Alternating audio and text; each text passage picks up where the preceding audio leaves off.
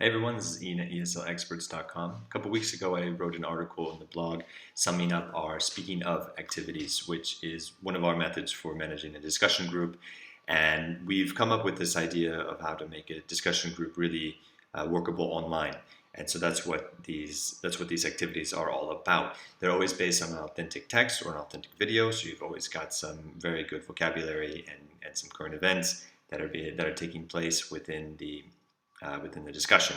So let's take a look and see what they look like. They're always going to be a two-page PDF resource, so you can either print them out for your offline classes or you can screen share them for your online classes. As you can see, they're in this landscape position. That way, everybody can see all of the information that is necessary.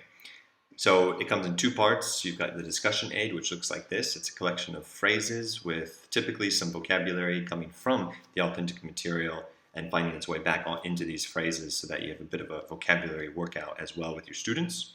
The point of these phrases is to be a little bit polarizing, so they're going to take a rather strong stance, and your students have to agree or disagree or say whether they are true or false for themselves. And then they need to elaborate. They need to tell you why. Now this is where you come in. You really need to facilitate the energy and also maybe facilitate some debate between your students. If you know one of them has a different experience than another one, you can pit them against each other, which can be fun, but be careful. They all look like this, but what's different is going to be the activities. So each one of these comes with an activity. Now these activities are meant to get your students to speak autonomously. That means, without your help, without your engagement. And what I like about them too is that when you put your students into pairs or groups, they also need to organize themselves. Who's going to write things down? Who's coming up with the idea? Which one is better? So even just some very basic cooperative language is used when we're doing these activities. Like I said, each time you have a different resource, they're going to change. For example, this one is about an island prison, and one pair is going to create 6 obstacles and write them down here in these watchtowers, pit of snakes, a sniper, whatever it is. And then they're going to trade with a different pair, and the other pair is going to try to escape their island prison.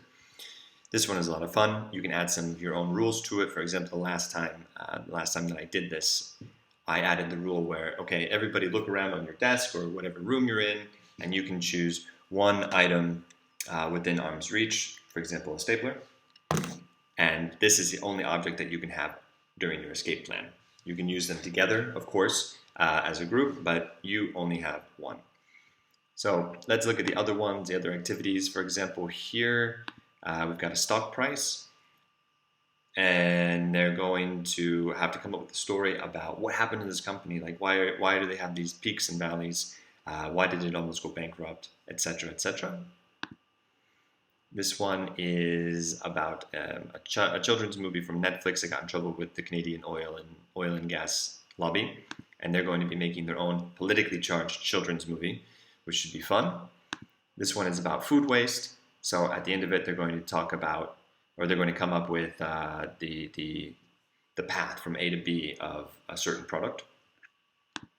And then this one is about the social credit score in China. This one's been a lot of fun. It's a really popular one. And at the end of it, students will be making their own scorecard based on their own idea of morals and ethics and this kind of thing.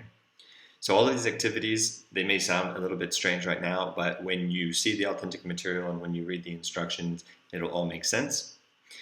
So they're all thematic. You have to read the instructions, but they all have some kind of theme that's based on the authentic material. A lot of fun, really easy, a great way to make your discussion groups work more smoothly online, because all the information is right there. You don't have to scroll and run around and do all sorts of stuff like that.